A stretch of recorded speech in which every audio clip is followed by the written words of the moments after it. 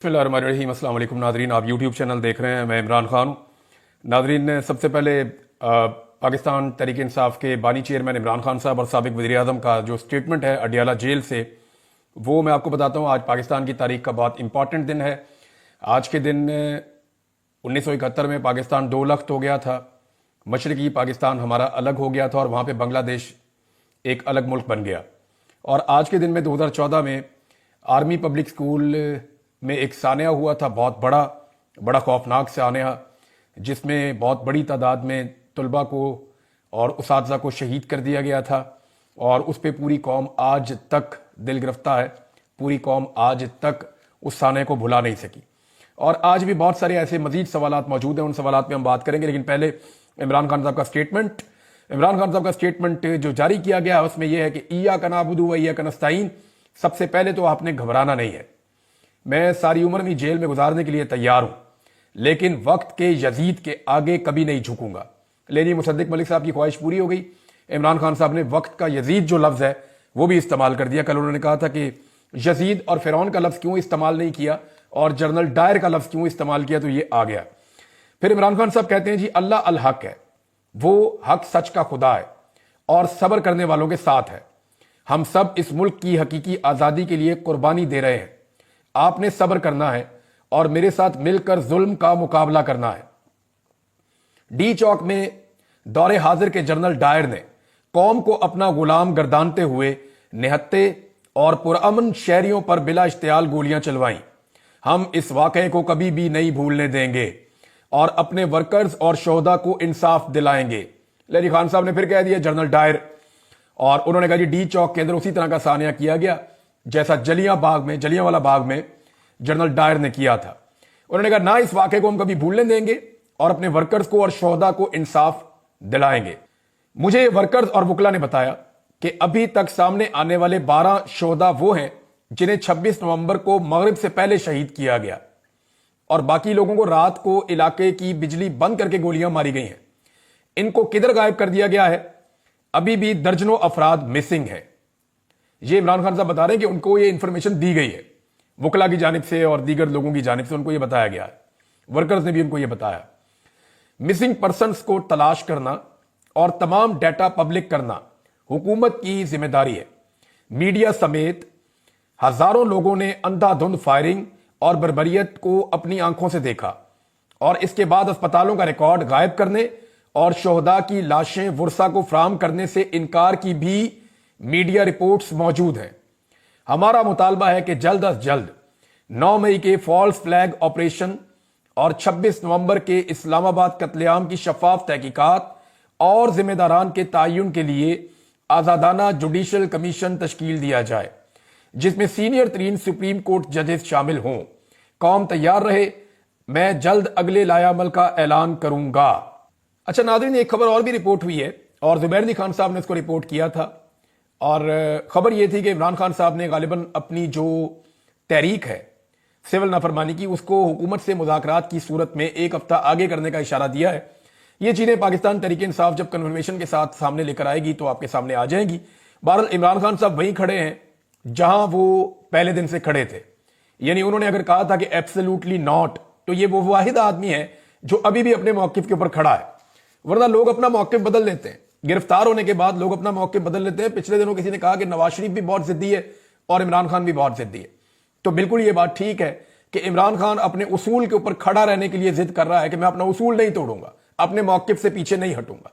और नवाज शरीफ ने हमेशा गिरफ्तार होते ही डील की जिद की है और इतनी जिद की डील की कि नवाज शरीफ को हर मरतबा डील मिल गई है। कभी अमेरिका ने डील लेकर दी, कभी सऊदिया ने डील लेकर दी, कभी किसी और अरबी मुल्क ने डील लेकर दी, कभी पाकिस्तान के अंदर एस्टेब्लिशमेंट में मौजूद लोगों ने डील लेकर दी।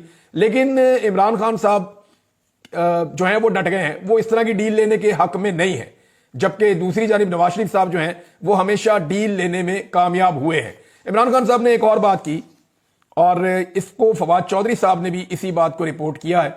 मैं मेरे ख्याल में फवाद चौधरी साहब का जो स्टेटमेंट है वहां से आपको पढ़ के सुनाता हूं, जरा आसानी से आपको समझ आ जाएगा। फवाद चौधरी साहब कहते हैं कि इमरान खान साहब से मुलाकात हुई। आज 9 मई के एक और जाली मुकदमे में अडियाला जेल हाजिर हुए। इमरान खान से दूसरी मुलाकात हुई। शाह महमूद कुरैशी से भी एक तवील अरसे बाद मुलाकात हुई। इमरान खान, शाह महमूद कुरैशी और मैं طویل عرصے بعد سیاسی مشاورت کر سکے۔ عمران خان اور شاہ محمود کے جوان حوصلوں سے نیا ولولہ ملتا ہے۔ عمران خان کا پیغام ایک ہی ہے کہ 500 چھوڑ 500 سال جو ہے وہ جیل میں رکھو، یعنی 500 دن ہو گئے نا عمران خان صاحب کو آج جیل میں۔ آپ اندازہ کریں کہ نواز شریف کبھی بھی ایسے جیل میں رہ ہی نہیں سکے۔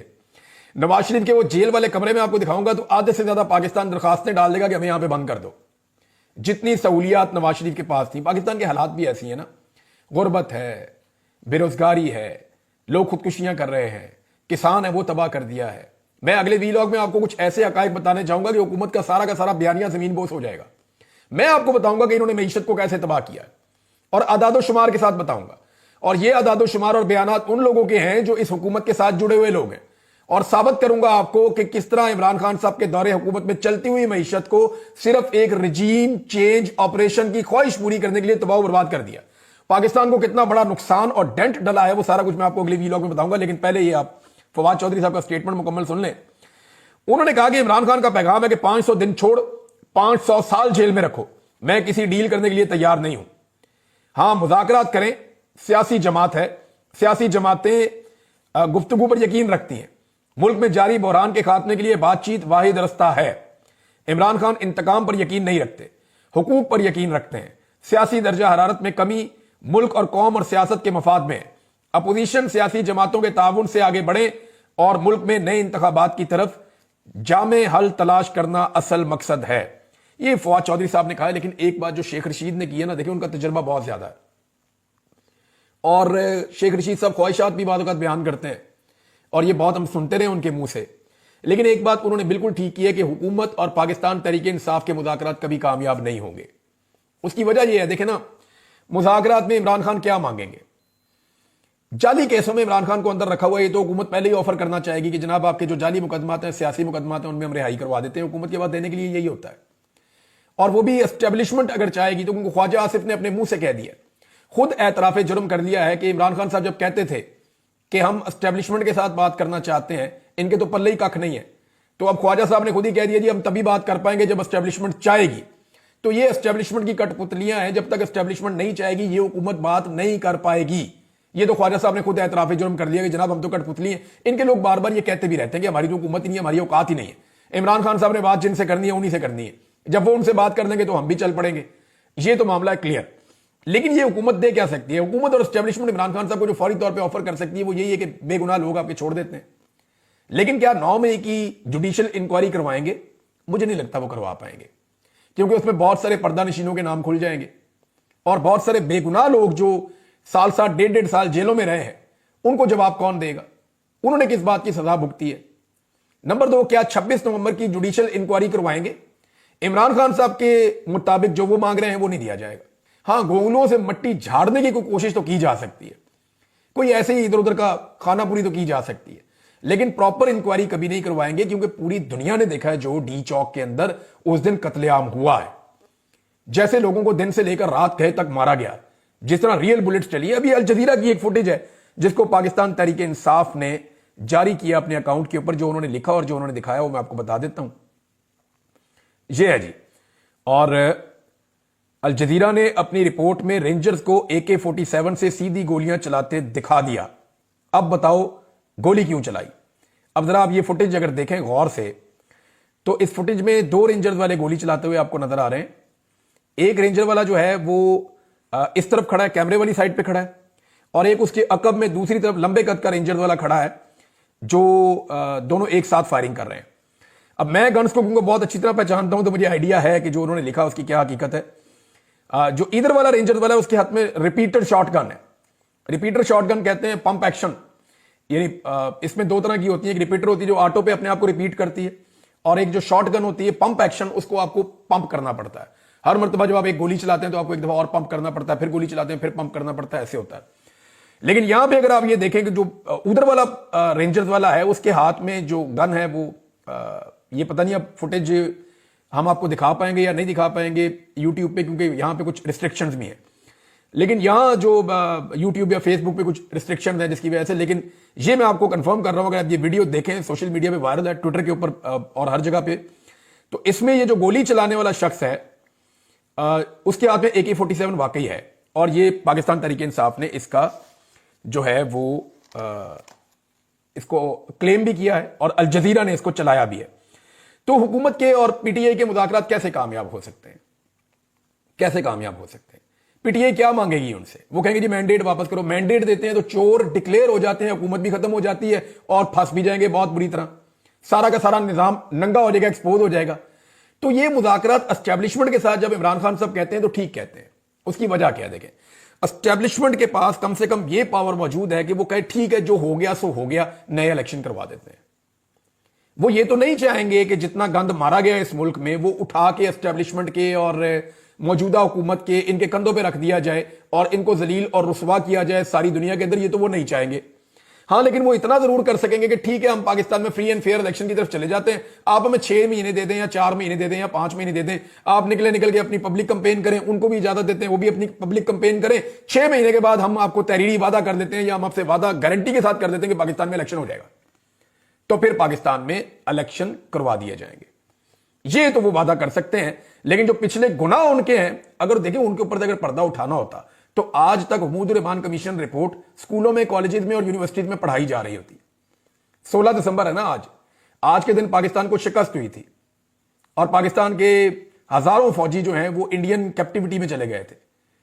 بھارتیوں نے ان کو گرفتار کر لیا تھا, ہم نے ہتھیار پھینک دیے تھے بدقسمتی سے. اور ہتھیار ہم نے اس لیے نہیں پھینکے تھے کہ ہم لڑنے کی کیپیسٹی یا صلاحیت نہیں تھی ہمارے اندر. ہماری بے شمار غلطیاں تھیں, جن میں سب سے بڑا معاملہ یہ تھا کہ پاکستان کی ملٹری اسٹیبلشمنٹ یہ نہیں چاہتی تھی کہ پاکستان کی فوج اور لڑے, اور یہ ہتھیار پھینکنے کا جو فیصلہ ہے مختلف رپورٹس کے مطابق وہ یہاں پاکستان میں کیا گیا تھا, مغربی پاکستان میں کیا گیا تھا, اور وہاں فوجیوں کو ہتھیار پھینکنے پڑے. اب وہ ویڈیوز انڈیا ہر دفتر میں اپنے انہوں نے تصویریں لگائی ہوئی ہیں, ہر جگہ وہ ویڈیوز چلاتے ہیں, پاکستان کو رسوا کرتے ہیں. لیکن اگر دیکھیں اپنے ماضی کی غلطیوں سے سیکھنا ہوتا یا ان غلطیوں کے اوپر شرمندہ ہونا ہوتا تو حمود الرحمان کمیشن رپورٹ جو ہے وہ پبلک ہو چکی ہوتی. لیکن وہ پبلک آج تک نہیں ہوئی. اسٹیبلشمنٹ نے آج تک جو کچھ بھی کیا اس کو کبھی بھی نصاب کا حصہ نہیں بننے دیا. تو وہ یہ نہیں چاہیں گے کہ جو کچھ 2024 کے الیکشن میں انہوں نے کیا وہ نصاب کا حصہ بن جائے. تو اس لیے اس کے اوپر مٹی ڈال کے وہ آگے بڑھنے کی کوشش کریں گے اور ایک نیا الیکشن ہی ہو سکتا ہے. پاکستان تحریک انصاف اب کر کیا رہی ہے؟ پاکستان تحریک انصاف کے 2 مشن ہیں, اس کو ذرا آپ غور سے سمجھ لیں جو وہ کر رہے ہیں, اور اس کے مقابلے میں دوسری طرف سے پی ڈی ایم کی جماعتیں یا حکومت یا ان کا میڈیا کیا کر رہا ہے یہ بھی میں آپ کو بتا دیتا ہوں. پاکستان تحریک انصاف کا یہ ہے کہ حکومت کے پیچھے سے اسٹیبلشمنٹ کی سپورٹ نکل جائے. یعنی یہ جو حکومت ہے اس وقت جو بیٹھی ہوئی ہے اس کو مکمل سپورٹ ہے پاکستان کی ملٹری اسٹیبلشمنٹ کی. یہ عالمی اخبارات میں, میڈیا میں ہر جگہ لکھا جاتا ہے, میں کوئی اکیلا نہیں کہہ رہا, سب کہتے ہیں کہ, اور یہ سب جانتے ہیں, یہ سارے کے سارے ہی جانتے ہیں, نیریٹو ایک ہے, بیانیہ ایک ہے, ہر چیز ایک ہے. پاکستان کا معیشت سے لے کے دہشت گردی کے معاملات لے کر اور پاکستان کے جتنا بھی عوامی سٹرکچر ہے سب کچھ تباہ کرنے کے باوجود پوری سپورٹ جو ہے اس حکومت کو اسٹیبلشمنٹ کی ہے, ورنہ یہ حکومت تو 5 منٹ نہیں چل سکتی. تو حکومت کو اسٹیبلشمنٹ کی سپورٹ ہے. پاکستان تحریک انصاف کا پہلا مشن ہے کہ اسٹیبلشمنٹ کی سپورٹ حکومت کے پیچھے سے نکل جائے. لیکن وہ تو نکلے گی نہیں, کیونکہ اس وقت معاملات ایسے ہیں کہ اسٹیبلشمنٹ اور حکومت دونوں عمران خان کو اپنا دشمن سمجھتے ہیں, اور انہیں لگتا ہے کہ عمران خان آ گیا تو ہم دونوں کے لیے مشکلات ہو جائیں گی. اب اسٹیبلشمنٹ کی سپورٹ حکومت کے پیچھے سے کیسے نکلے اس کا پاکستان تحریک انصاف نے حل نکالا ہے, اور وہ ایسے نکالا ہے کہ اسٹیبلشمنٹ کے پیچھے سے جو امریکن سپورٹ ہے وہ نکال دی جائے. یعنی ابھی تک جو کچھ بھی اسٹیبلشمنٹ کر رہی ہے اس میں اسٹیبلشمنٹ کو پیچھے سے امریکن سپورٹ ہے.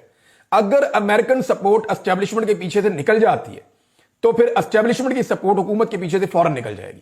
یہ ہے جی پاکستان تحریک انصاف کا سمپل مشن, اور اس میں جو اوورسیز پاکستانی ہیں وہ بہت زیادہ کام کر رہے ہیں. امریکہ اور برطانیہ کی سپورٹ اسٹیبلشمنٹ کے پیچھے سے رفتہ رفتہ نکلتی چلی جا رہی ہے, اور آنے والے ہفتے میں آپ کو پہلے بتا چکا ہوں کہ 25 تاریخ تک کچھ ایسی ڈیولپمنٹس ہوں گی. ایک ٹویٹ کا ذکر کیا جا رہا ہے, وہ تو بہت دیر سے کلیم ہو رہا ہے, ایک ٹویٹ آ سکتا ہے, لیکن بڑی چیز یہ ہے کہ اسلام آباد میں ایک ٹیلی فون کال آنے والی ہے, اور اس ٹیلی فون کال کے بڑے زبردست اثرات ہوں گے, میں آپ کو پھر بتا رہا ہوں. اور دوسری جو چیز ہے کہ 2 ہانڈیوں کے اوپر سے ڈھکن اٹھنے والے ہیں 25 تاریخ سے پہلے, ایک برطانیہ میں اور ایک امریکہ میں. اور جب یہ چیز آپ کے سامنے آئے گی تو کل سے مجھے بہت سارے لوگ پرسنلی فون کر کے میسیجز کر کے پوچھ رہے ہیں کہ عمران بھی بتائیں تو اسی کیا چیز ہے. تو میں انہیں یہی کہہ رہا ہوں کہ ابھی نہیں, آپ تھوڑا سا انتظار کریں, کیونکہ اس کو جو اوورسیز پاکستانی ہیں انہوں نے بھی تھوڑا سا خفیہ رکھا ہوا ہے, اور وہ نہیں چاہ رہے کہ ابھی چیزیں باہر آئیں. لہذا ایک ہانڈی پکڑی ہے امریکہ میں اور ایک پکڑی ہے برطانیہ میں. ان دونوں ہانڈیوں کے اوپر سے ڈھکن 25 تاریخ سے پہلے اٹھنے کا زیادہ امکان ہے, اور اس کے بعد جب کرسمس کی چھٹیاں ختم ہوں گی تو آپ ذائقہ چکھیں گے, آپ کو پتا چلے گا کہ مزہ آیا یا نہیں آیا, آپ کو ساری سمجھ آ جائے گی. بہرحال امریکن سپورٹ اسٹیبلشمنٹ کے پیچھے سے نکل گئی تو اسٹیبلشمنٹ حکومت کے پیچھے سے نکل گئی, اور پھر حکومت نکل گئی. حکومت پھر ٹک نہیں سکتی, پھر ہوائی اڈے ہوں گے, وہاں سے خصوصی پروازیں ہوں گی, اور کوئی لندن جائے گا, کوئی جو ہے وہ جائے گا امریکہ جائے گا, کوئی کہیں بھاگے گا, کوئی کہیں بھاگے گا. یہ رک نہیں پائے گے. آج اسٹیبلشمنٹ اپنی سپورٹ بند کر دے اور اپنی سپورٹ وڈرا کر لے, یہ عوام ان حکمرانوں کو 5 منٹ کے لیے اس اقتدار کے اندر نہیں رہنے دیں گے جتنا لوگوں کو غصہ ہے. آپ اندازہ کریں کہ عطا ترر کا سٹیٹمنٹ آپ دیکھیں کہ آپ میں اتنی ہمت نہیں کہ اگلی کال دے سکیں. میں چیلنج کرتا ہوں ایک بات پہ, پی ایم ایل این کو میں نے کور کیا بڑا لمبا عرصہ, پی ٹی آئی کو بھی کور کیا بڑا لمبا عرصہ, پیپلز پارٹی کو بھی کرتے رہے ہیں سم ہاؤ, حالانکہ پنجاب میں وہ اتنی زیادہ رہی نہیں زرداری صاحب کے آنے کے بعد, لیکن پھر بھی. لیکن ایک چیز میں بڑی اچھی طرح جانتا ہوں کہ آج تحریک لبیک کے ایک کونسلر کے مقابلے میں یا پاکستان تحریک انصاف کے ایک کونسلر کے مقابلے میں عطا تارڑ لاہور میں اور اسلام آباد میں جلسہ کر کے دیکھ لے, سوال ہی پیدا نہیں ہوتا یہ ان کا مقابلہ بھی کر سکے. انفارمیشن منسٹر ہے فیڈرل, کسی ایک حلقے کے اندر چلا جائے, ایک یونین کونسل کے وہاں پہ کسی کونسلر کو کہہ دے پاکستان تحریک انصاف کے کہ آپ ایک جلسہ کریں اس گلی میں, کل میں نے کرنا ہے, تو چیک کر لیں کس کے ساتھ زیادہ بندے نکلتے ہیں. میں ایک اور چیلنج کرتا ہوں, آج یاسمین راشد جیل میں, نواز شریف کو بولے اپنے حلقے میں جا کر جلسہ کریں اور پوری طاقت استعمال کریں, ریاستی مشینری استعمال کریں, اور شہروں سے بھی لوگ بلا لیں اور صوبوں سے بھی لوگ بلا لیں. نواز شریف کو بولیں اپنے قومی اسمبلی کے حلقے میں جا کے جلسہ کریں کھل کر, سرکاری وسائل استعمال کر کے, اور یاسمین راشد کا صرف جیل سے ایک ویڈیو خطاب رکھ لیں. آپ کو پتا چل جائے گا کہ کس جلسے میں لوگ زیادہ آتے ہیں. یہ زمین آسمان کا فرق پڑ گیا ہے, اب ہر بندہ ہی جانتا ہے, سب کو پتا ہے کہ کون کہاں کھڑا ہے. تو یہ جو ہے نا آپ میں اتنی ہمت نہیں کہ اگلی کال دے سکیں. اگلی کال صرف عمران خان نے یہ دی تھی کہ دعا کریں, تو اس کے اوپر جلسے جیسا ماحول بن گیا تھا.